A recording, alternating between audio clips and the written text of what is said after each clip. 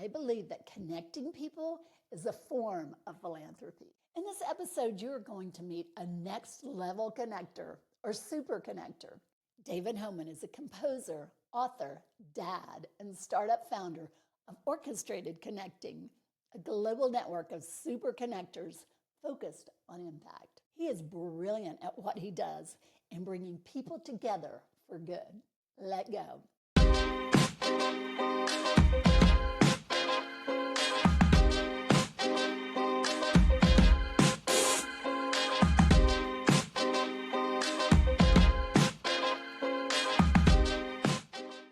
David Homan, welcome to Uncommon Philanthropist. Thank you so much for having me. I'm really glad to be here. I'm so glad we connected because we consider ourselves both connectors, but you are like next level, off the chart, super connector. And I think there's such value and such a gift to be able to connect and to build community. So I'm truly so thankful to have you on up and to share what you've learned along the way. I appreciate that, especially because everything I learned came from the frustrations I had with traditional philanthropy.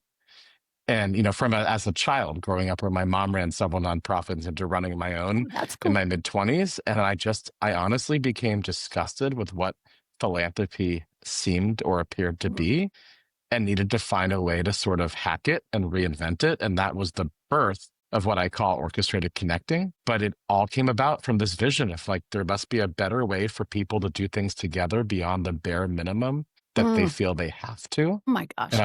And so that's what I want to dig into because I don't from the frustrations of it. When I watched the video on your website, it brought me to tears. I mean, it was just, number one, the video is so well done, but just the story of your organization, of your heart, of your desire to make the world a better place. I was like, I have to have him on the podcast. So thank you for being here.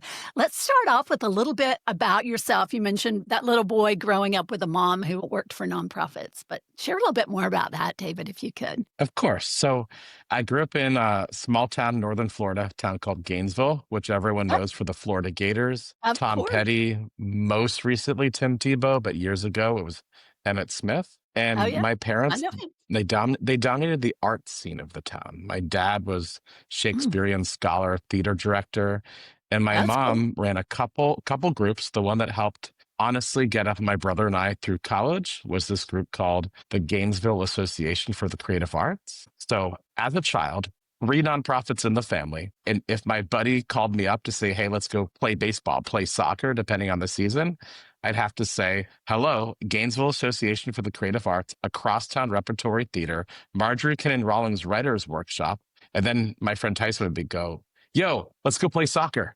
But our home was these nonprofits. So since 8, I grew up doing data entry. By 15, I was helping run a writer's workshop. I got involved with the March of Dimes youth leadership group called Chain Reaction and ran their global or their international health conference. And this was all before I was 16. And so when I got to New York, which I came to through a college about an hour and a half above New York City, New Yorkers hate when people say, well, New Yorkers think it's fine saying upstate, but people from Buffalo and the rest of New York don't like when New Yorkers refer to upstate, which is the Hudson Valley. But I got there, thought, maybe I'll end up in New York. Got to New York. I didn't know what connecting or networking was, but my adopted grandmother in Florida introduced me to her best friend from the 1920s in New York. I started to work in arts organizations as a nonprofit development director, event coordinator, lackey to go get stamps. And so I thought there's going to be a path in philanthropy for me. I then met the widow of the famous violinist Isaac Stern. She brought me into her organization, which was this incredible arts foundation supporting young artists. So it was back to my roots that I did when my mom ran the GACA, that Gainesville Association for the Creative Arts. And I thought, this is a dream job. I love this mission. And then 3 years later, Bernie Madoff happens and all of the assets are gone and everyone's angry at me, even though I was 13 when the foundation had decided very carefully, I must say, to invest those assets. And just giving you the quick version of this journey, everything that happened after was this genesis of having been told by incredibly smart people, do philanthropy this way. Talk to people who look like you, who talk like you, and you will find the people you need. And I mastered that, and I got to everyone I could, and it didn't help me. And that's when I decided, what happens if I give first? I get involved in friends supporting refugee work, people investing in women entrepreneurs, climate change, mental health, everything that you would not see the path of. Jewish Israeli Arts Nonprofit, meet donors, get donors, run this global charity, to going to the UN for a next gen conference, being in a room with a bunch of people trying to raise more funds for women startup founders. And then everywhere I went in a very diverse network, suddenly all the people I needed to meet were 2 degrees away, but with trust. And I went from being a decently performing fundraiser as the executive to getting major gifts to rebuilding this charity, all because of the unorthodox network that I built. I should actually say uncommon network to keep on brand for you.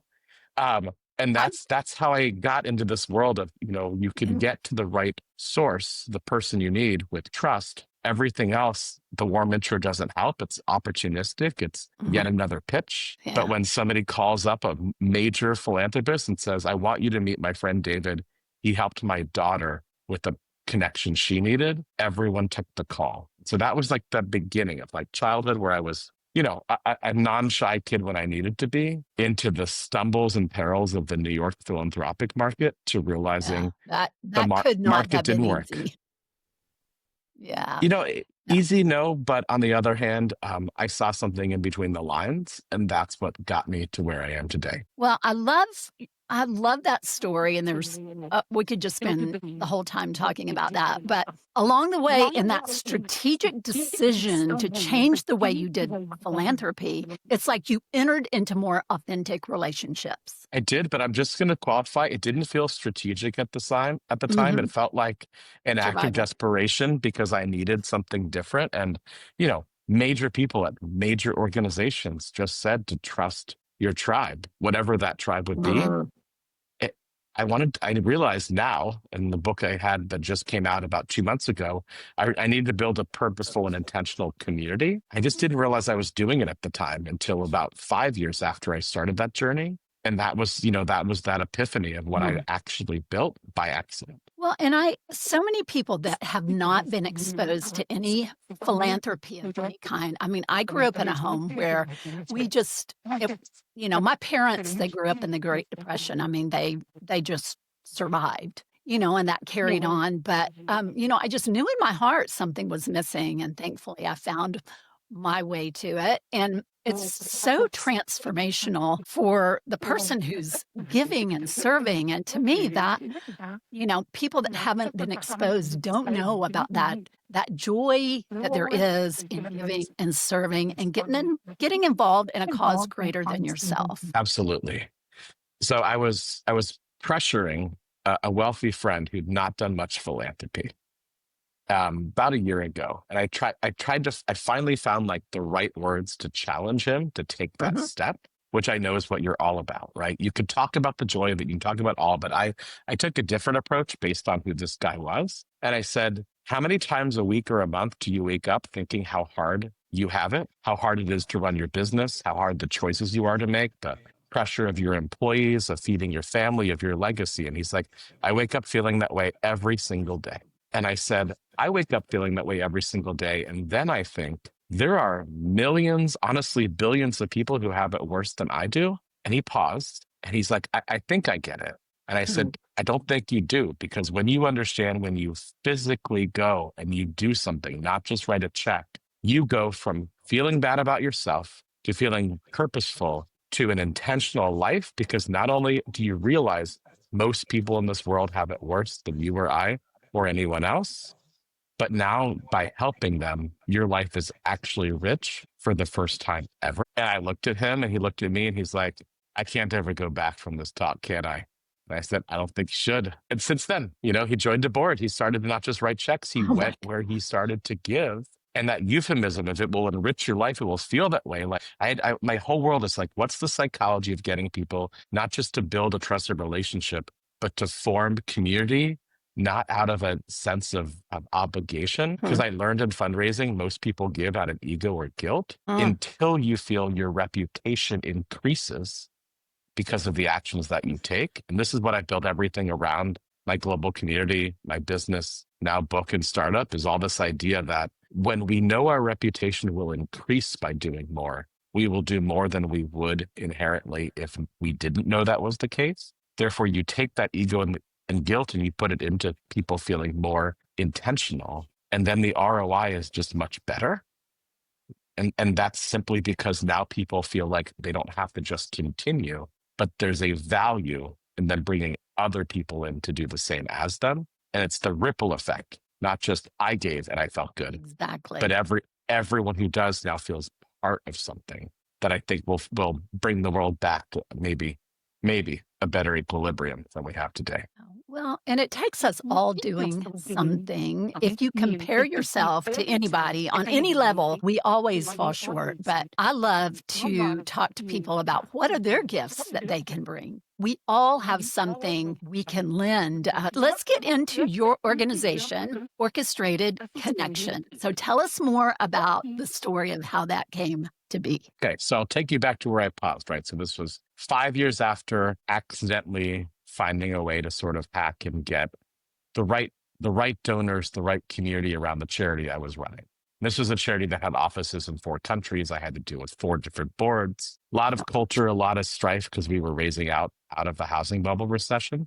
But we did quite well for where we were, and a significant amount of it was because we ended up building a community of donors, as opposed to just having donors who wrote a check and showed up once a year for some gal. So I thought I was doing well. And then the people who were helping me kept calling me, and they kept asking me for an intro. And I would invariably go, "Oh, Jeff, you should talk to Tony. Linda, you should talk to Tolu." And I kept doing this as a natural connector until I realized none of those people really knew each other, and they didn't really know the extent to which I trusted them. And that the catalyst for that was a friend who called me up, asked me for an introduction. I looked at him and I was like, "You met the person you needed to meet at my 30th birthday party. How is this not somebody that you know? We did a beer and cheese tasting. There were like 12 of us." And I realized I hadn't bestowed that trust that I had separately to each of them to each other. So I started an event. I realized everyone who had helped me was actually a connector. That was like, people go to an event, they try to pick up the right person for their deal for business, or just pick up the right person. I look and I find the person who sort of looks at the crowd, knows the crowd, talks to the right person, is focused in one conversation. And I kept like picking up those connectors, so to speak. And we were all alone because by mastering our ecosystem, we couldn't be in another.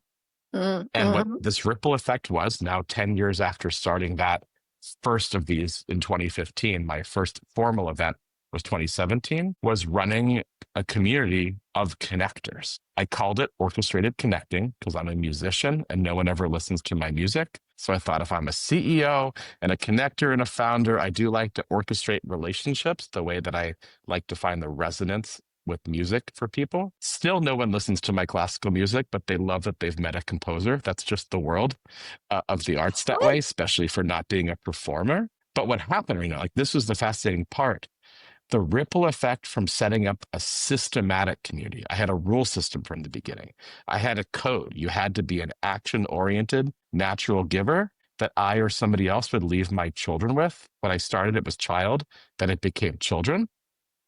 And in that, everything I hated about events, the way they were structured for extroverts when they should be structured for introverts and people having a bad day, to not allowing people to drop by. You're either intentionally there at my event for the entire time or you don't come back. And I got all of this flack, people going, "Well, you can't kick people out if they don't credit an intro for helping them." And I said, actually, I can. Because I think you should honor the relationships given in an event about connection. And if you don't, and you're not honorable, and you agreed to do so, go find another community. And what happened over 5 years, right until we sort of got into COVID, when my network exploded virtually, because the slogan by my friends was, I was running finally Zoom events that didn't suck.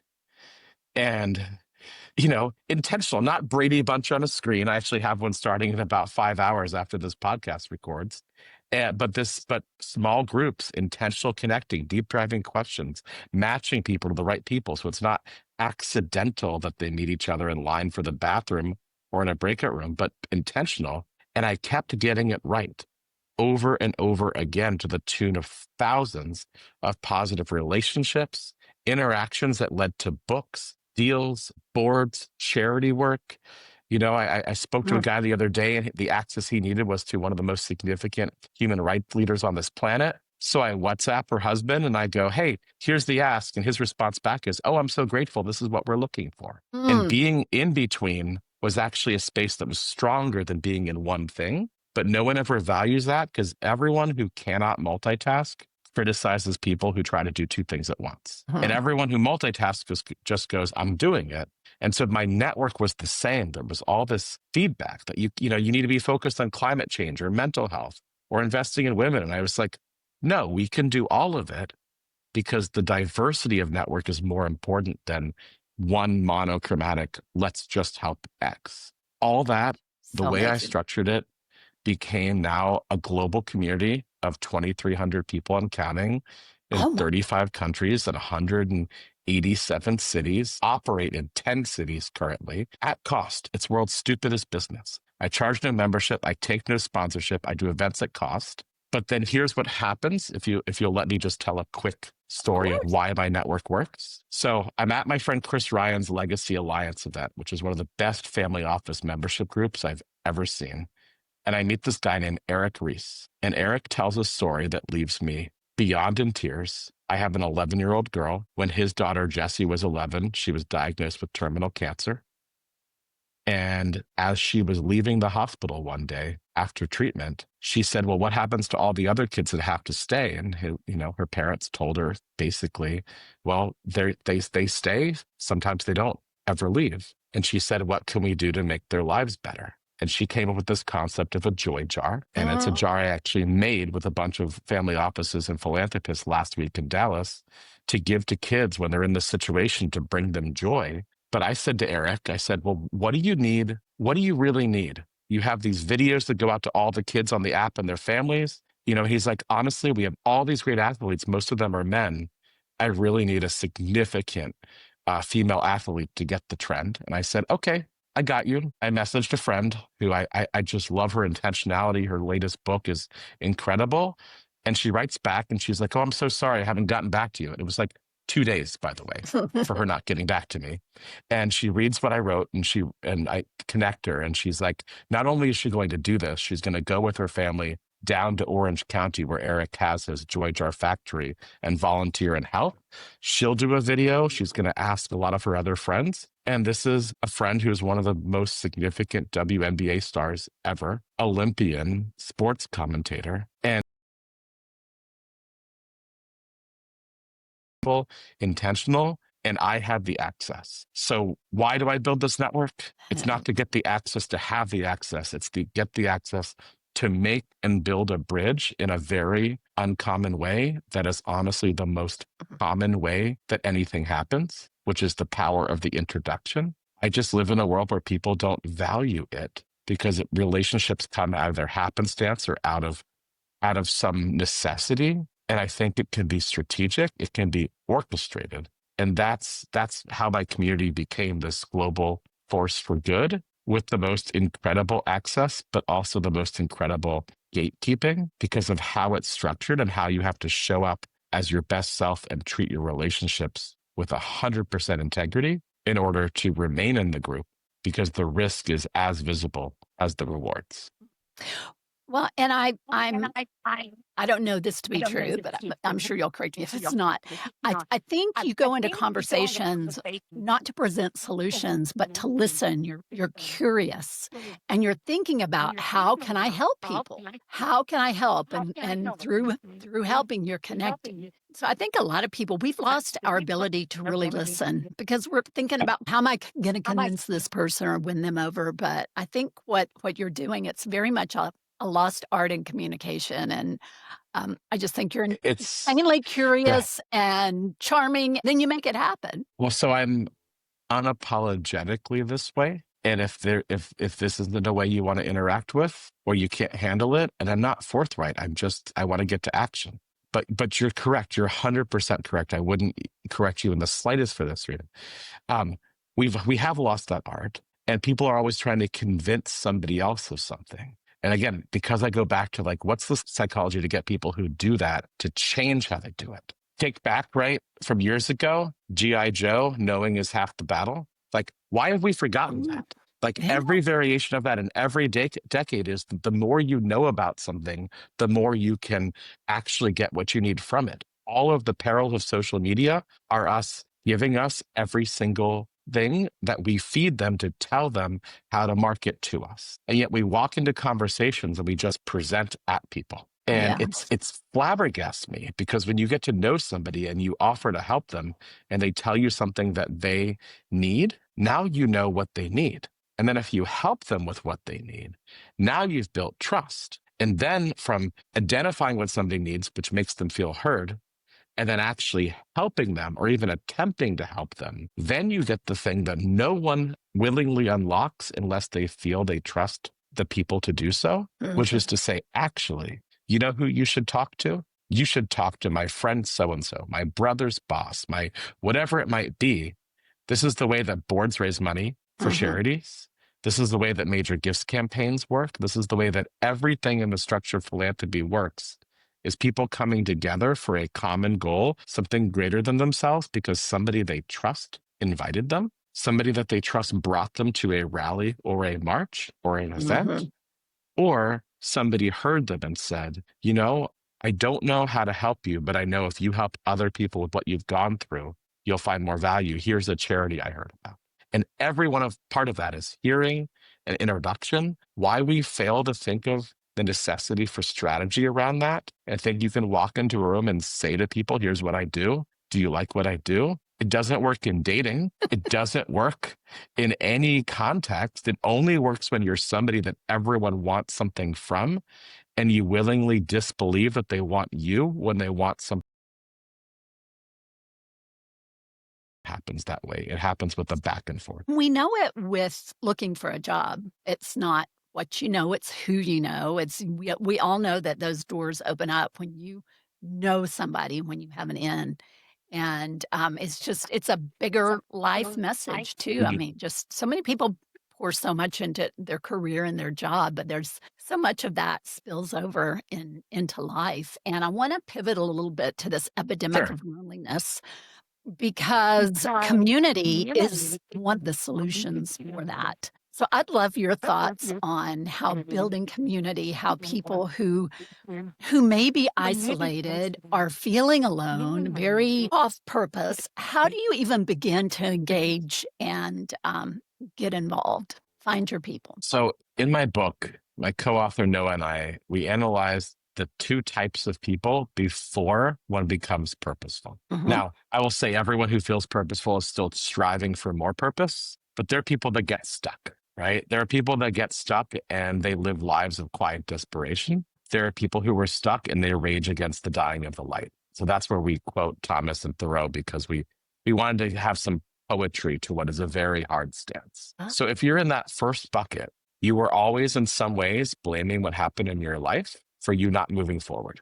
And if you're in that second bucket, you're not just blaming it, you are rallying against it. You are sometimes, and this is not universal to be clear, you were angry at night that you don't get what you deserve, what you've put your energy into. And a lot of times this isn't just because you missed opportunities.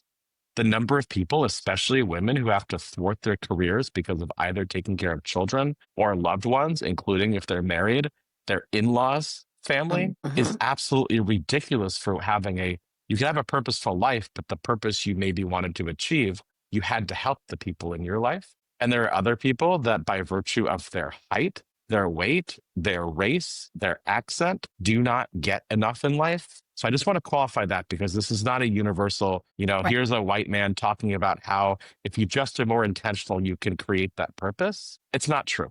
We live in a world that has so many societal barriers, but we strive in community to be around peers. So for whatever circumstance people in, because I really thank you for giving me the patience to qualify it. Sure. whatever circumstance that we are in, there are two skill sets that everyone views as weaknesses that I think are the most strategic skills ever to learn what you need from other people, to build a peer relationship, to get the help that you need.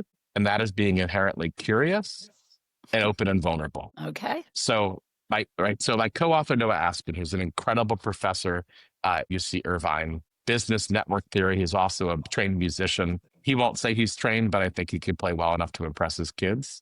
I would come with these instincts. I would go, I go to like 1,000 events and conferences. I meet 10 people, 3 are curious. And he's like, that sounds about right. Let's figure this out. We went to the empirical data, people who have done books and studies on curiosity. Turns out it's 3.4, which means if you go to an event, anyone who's listening, and you meet 10 people and you ask them questions about their life, only 3-ish will respond back with any meaningful question about you. 7 conversations are wastes of time because somebody can't get out of their head for what they need to say, Rena, how was your morning? Is that a really sugary drink that you're drinking? Or are you really just like the milk and the coffee? And I'd go, I drink tea. And then if you go, why? I go, because the acidity of coffee got to me when I was 20. And I went from having like a black coffee drinking family to becoming a tea connoisseur. And now I only drink tea. And now if anyone who ever listens wants to meet with me and they ask me to meet for coffee, I'm going to be pretty sure they weren't listening because I don't drink coffee. But even that little bit, you'd be astounded how many people do not express curiosity. So the hack for that when you meet those people is to say something that you're comfortable being vulnerable about. For me, and I've said this a lot recently, my parents are 80 and 87. They live in Florida where I grew up, not where they retired.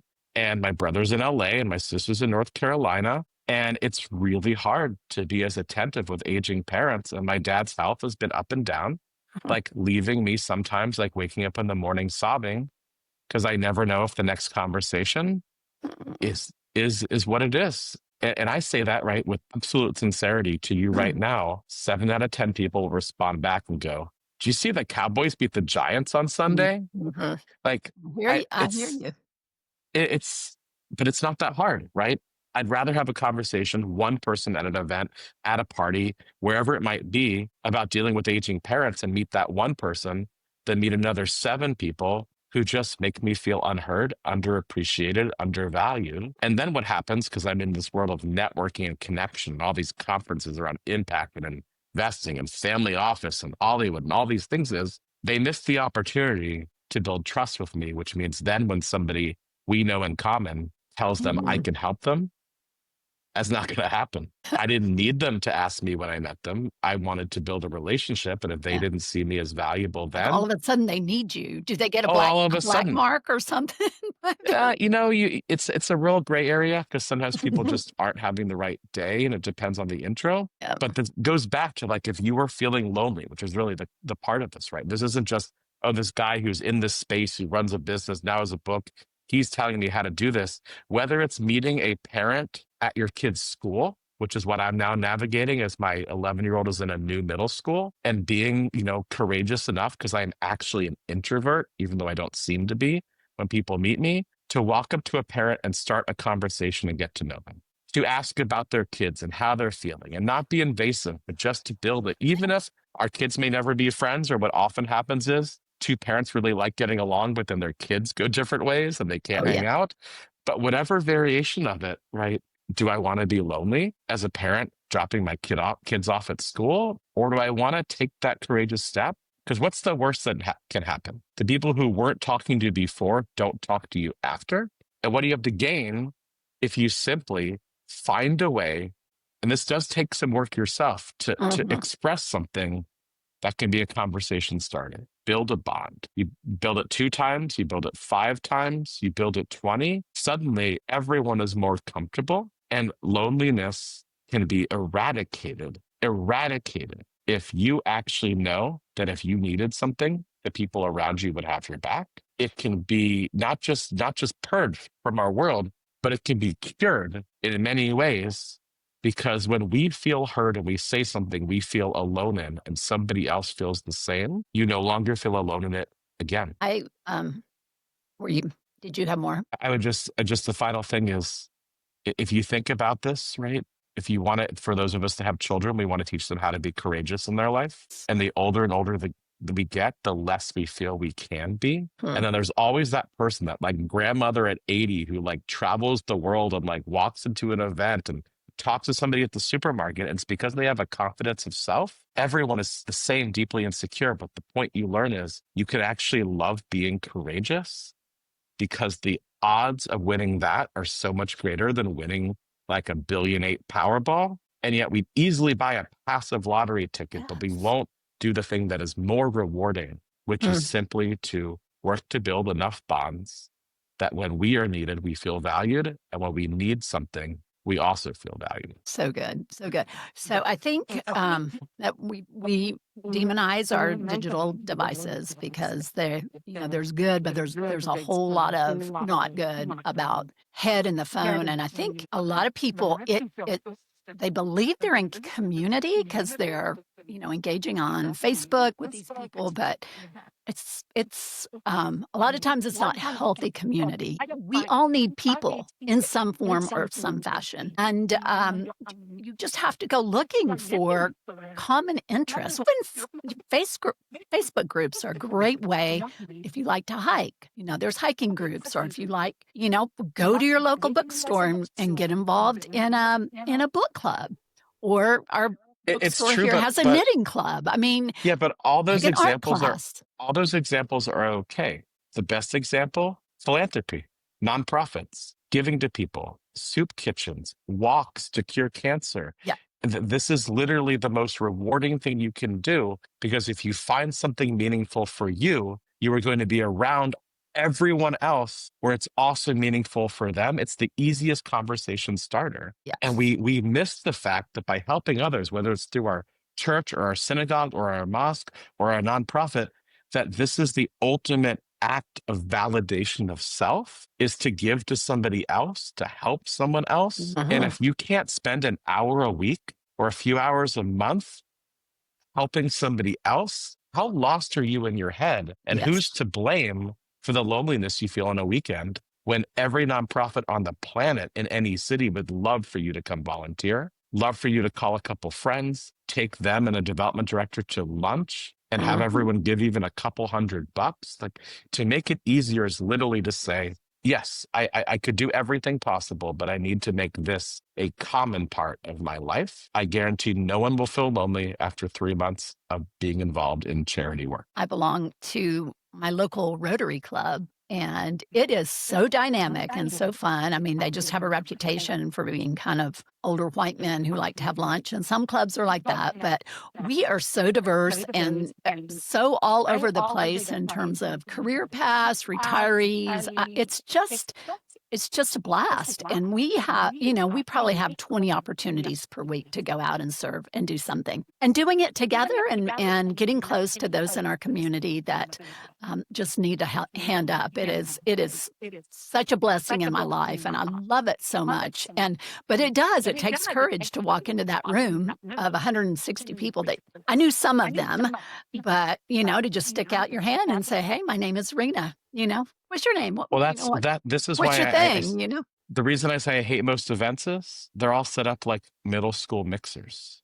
You walk into a room, people are standing in small pockets, mostly remixing. When you walk into one of my events, you have to show up on time. You're in group C. You don't know who's in group C. You find the little placard, you sit down, you check your email. There are questions, and you start talking deeply. And in 25 minutes, you have built more bonds than a remixing event. Most events do it wrong. Honestly, most charities do it wrong as well, because they design an event to talk at people when they should design an event to learn from people. That's what everything comes back to. So, that the question you ask around the perils of technology, we can't escape it. But I take the subway every day. 1 out of maybe 30 people look up at my 8-year-old with a big backpack on and offer him a seat. And the people who usually do that are the elderly or the pregnant people. And everyone else is on their phone, oblivious. And that obliviousness of it, for me, like, I take apathy as a choice that actually makes the world worse.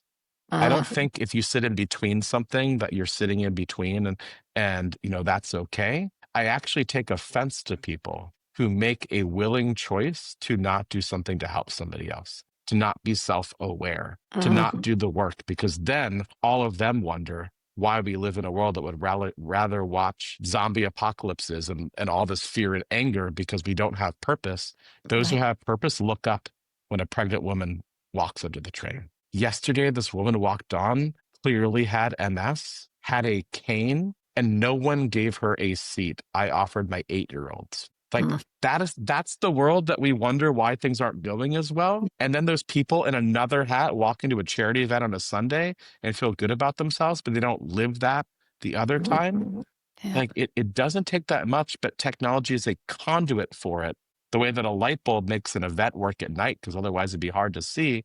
But it's not the answer for it. It's an incredible tool to meet, to engage in conversation, not texting. You need both, but you're not heard if you've sent an email and somebody writes back, I hear you. You just delete it, clear out your inbox. Such good stuff.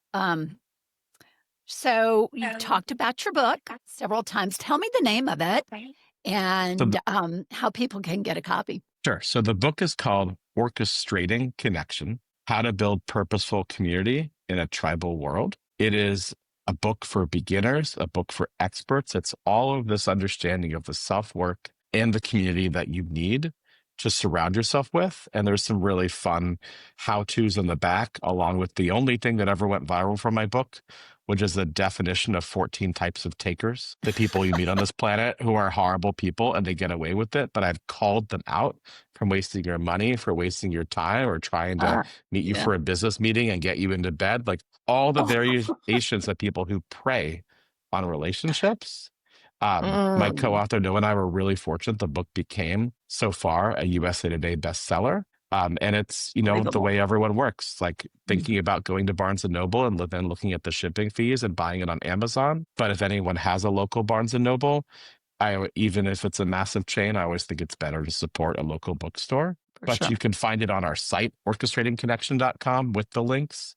I wrote a book because I felt compelled to take what I've learned from a decade of doing this, honestly, one of the right ways, intentionally, purposely, not about my ego, but about helping other people. And I wanted to have something that seemed simple and then became profound once you understood that if you actually look at the people around you and realize, for most people, your network is not diverse. And then you realize the strategic value of having more people of different ages, occupations, genders, race, all of this. The more you build that strategically, the more you get from your life, the more opportunity. So I wanted to give people a way to understand they can orchestrate their life and make a difference. So it's in that world of business development, personal growth. Some people might think of it as a self-help book. Some people might think, well, I don't run a community, but the 5 closest people in your life, Rena, those are your community. And the data shows those people influence your life more than the next 30, which means if 4 of your 5 friends are all tea drinkers, you might stick with coffee for a little bit, but at some point you're going to try tea. At some point you might see the miraculousness of it. Next time you're in New York and I'll be like, let's go for tea. You'll be like, yes, where's the best spot? Because the people around us influence us more than we think. That is our community, whether we define it as such or not, which means we choose who's around us. We choose how those people resonate, play in our orchestra of our life together. And I wanted people to have a way to understand that you can change it, you can improve it, but it's not what life handed to you. The relationship influence and how that changes our life is more significant than we ever give it credit for, because no one I've ever pressured when I say, tell me one of the or 2 of the most important things that happened in your life. And they tell me, and then I say, who introduced you? Who brought you there? And they never think of that person when they tell me it. But without those people, not just connectors, the people who trust and understand you and heard you and hear you, you don't understand how many opportunities you missed by not building more of those bonds before you needed them. Okay. Well, I usually have these conversations in the afternoon, and I'm usually drinking tea. Fair enough. But this is my mid-morning cup of coffee, and it is just strong coffee with a heavy splash of cream, and it is not sugary for those who want to know. Beautiful.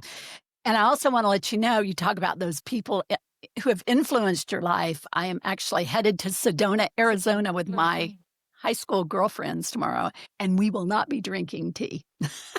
Okay. It's like I mean, old ways those die type hard. they do, but those type of relationships where you've gone through an entire life together and you've hit these milestones and you chose to maintain that bond, very few people remember you from a decade before because everyone has aged. But they remember you at those ages, but they see that core of you that everyone tries to grow into. And I mean, sometimes, those like bonds, they're unbreakable.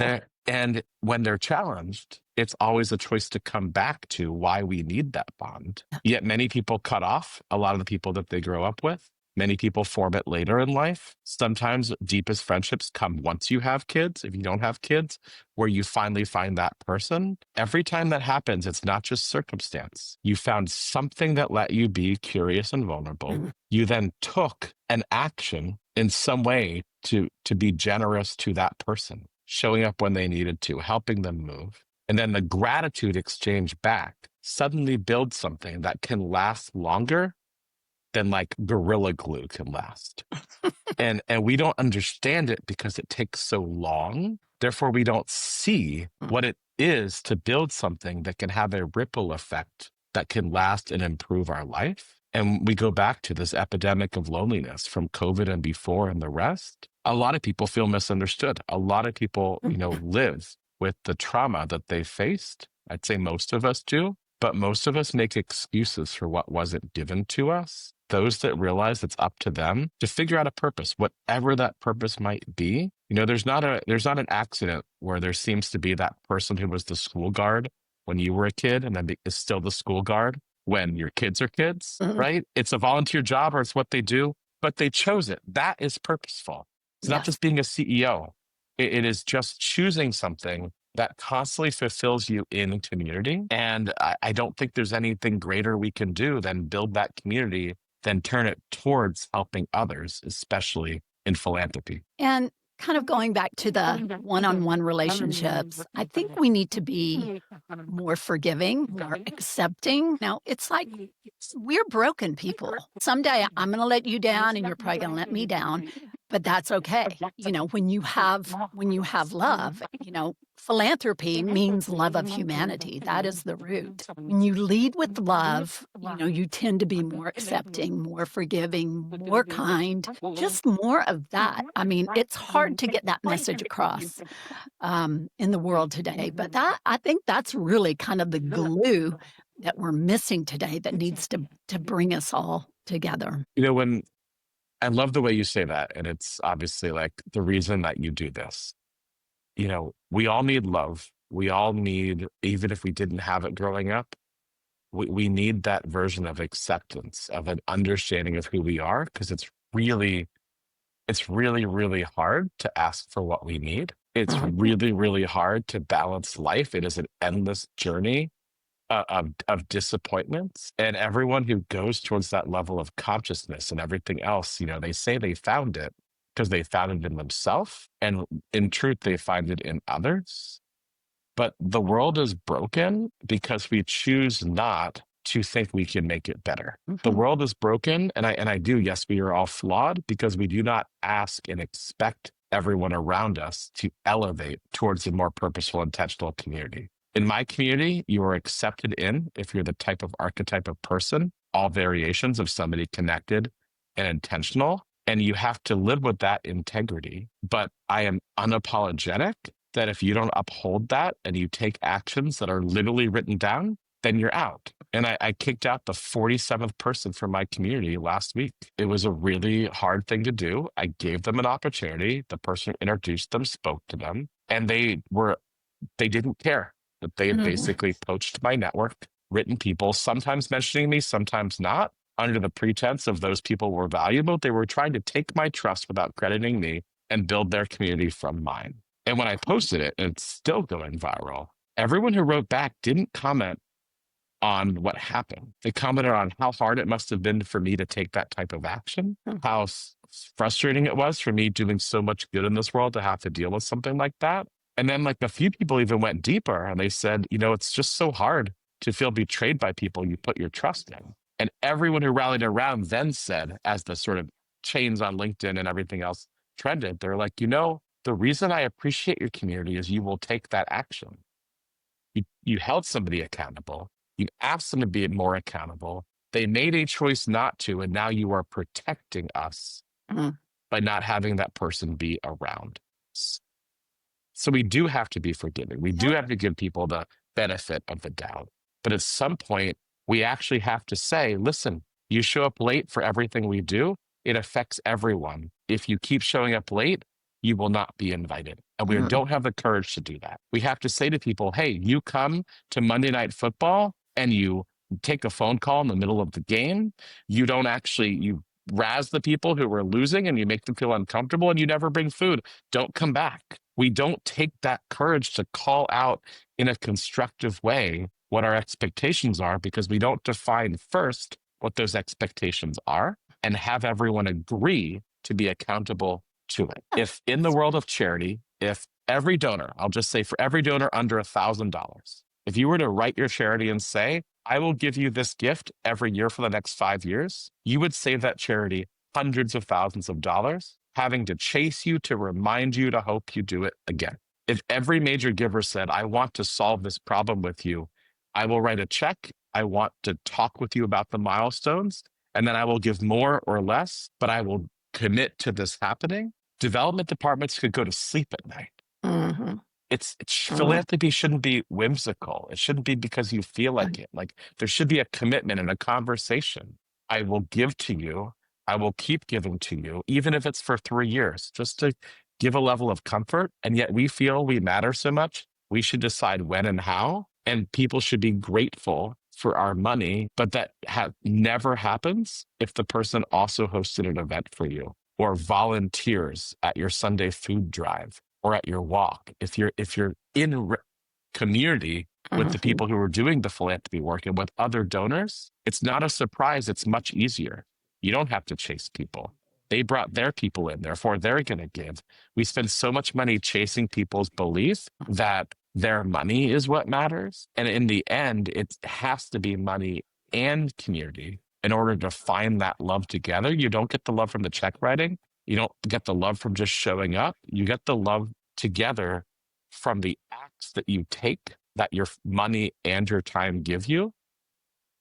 And everyone I know who does this, without exception, makes a new friend, finds a new partner, helps their kid, helps somebody that they love. And more than that, helps somebody they didn't know they could change their life. And once you know that your story can become part of somebody else's story, it is so much easier in life to feel valued, to feel respected, and to share that with others.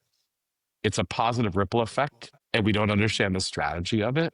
And that's why I always go back to it's not just to do it, to feel the love. Like you have to understand this will enrich everyone around you. It will also purge everyone who doesn't care about helping other people and who wants to be around them if that's their attitude anyway. I call myself a philanthropy evangelist, but I pale in comparison to you. Really, really, really amazing words of advice on just framing philanthropy and why we should all pay attention and be engaged in something. Find your something. And it may take a couple of attempts, but I encourage people to start somewhere. Maybe go serve at your local food pantry. Food scarcity should concern us all. Absolutely. Can I just add to that? Of course. So the thing I like to challenge people with is think about something very positive that happened in your life, and then call up that person, assuming they're still living. Try to choose that for this use case, and thank them for helping you. And then ask if they do anything in terms of charity or philanthropy, and ask if you can join them. Oh, that is awesome. That is awesome. That way it's not, I showed up, I don't know anybody, but if your uncle Tim years ago got you your first job and Tim's been on the board of a local boys club, girls club, and then you come with him who's been involved, you're not a stranger walking in feeling like you are in middle school again. You're not some person. Are you a big donor? Are you a small donor? Are you capable or not? What used to we have?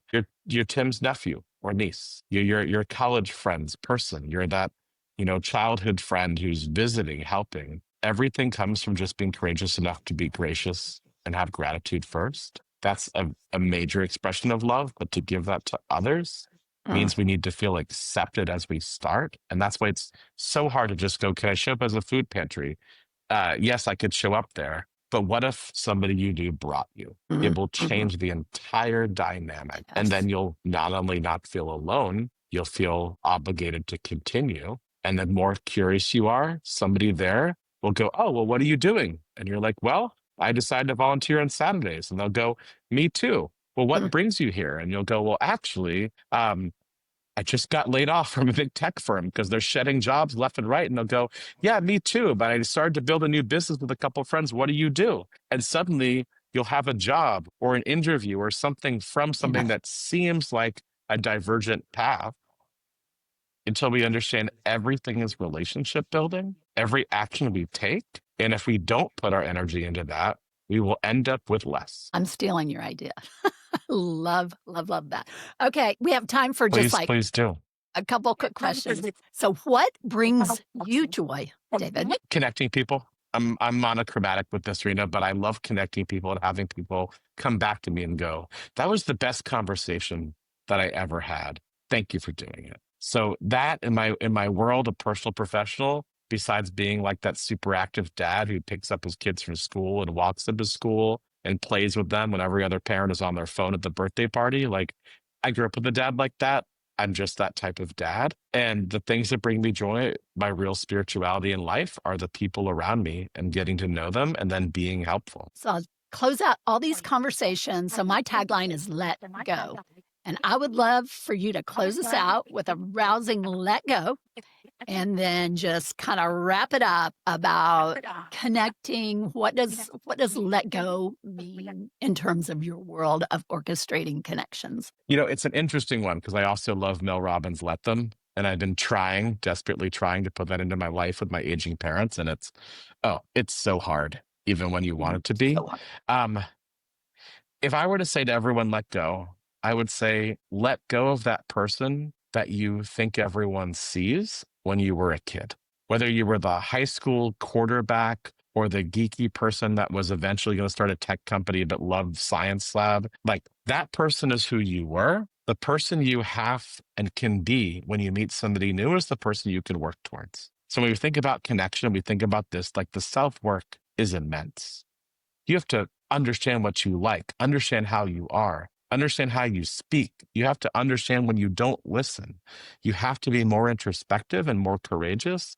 And that takes time. It takes practice. You can only doing it by letting go your assumptions of how people will react to you and starting conversations and being unafraid to meet new people, even in an intimate context, not go meet a crowd. And more than that, you have to be unapologetic to define what your value standard is, who you want to be around. And more than this, the biggest one, you have to let go the assumptions that have been since the dawn of time. The people who are your age, your gender, your religion, your occupation are going to be the most interesting people in your life. The more you take that as a diverse mindset, the more you end up with the actual circumstances you need, which is something where value matches value as opposed to circumstance. So we have to let go of all of that. And when we do it right, what we suddenly see is our life is richer because we made somebody else's life richer at the same time. Close us out with your website and how people can get in touch with you, David. So if you take the name David Homan and you Google the word orchestrated,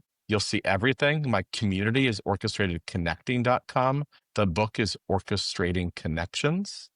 And everything that I do, if you type the word music in on my homepage, you can see me play piano. If you say to Alexa, play the music of David Homan, you can hear 7 of my albums as a classical composer and add to the 17 cents I make every quarter from streaming rights. But more than this, you can see me just talk about this more. You can see how I live it, and you can look at that blueprint, not just in the book, but on the website.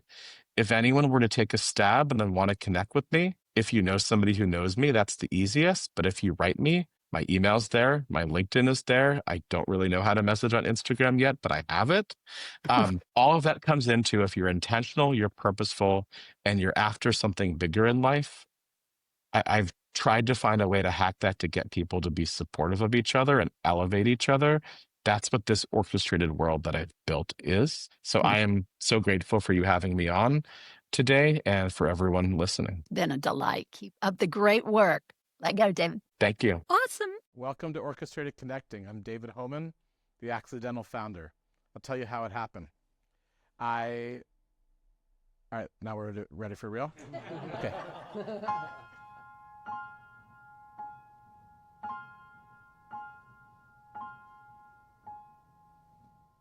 Welcome. I'm David Homan, the founder of Orchestrated Connecting.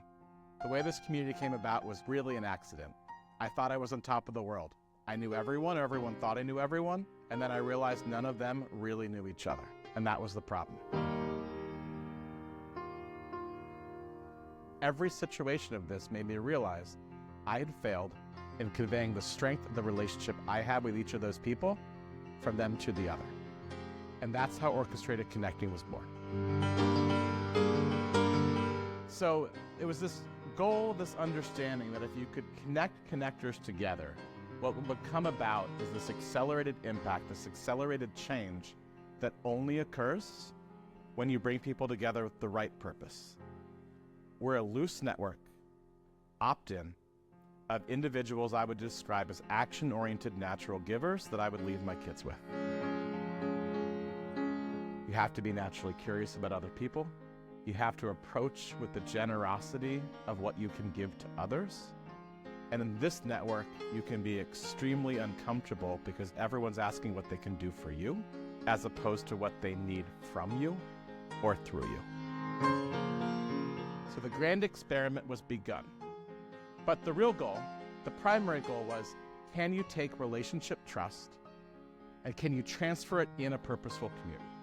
I got tired of going to endless circumstances where I'd be like, I cannot believe you two don't know each other.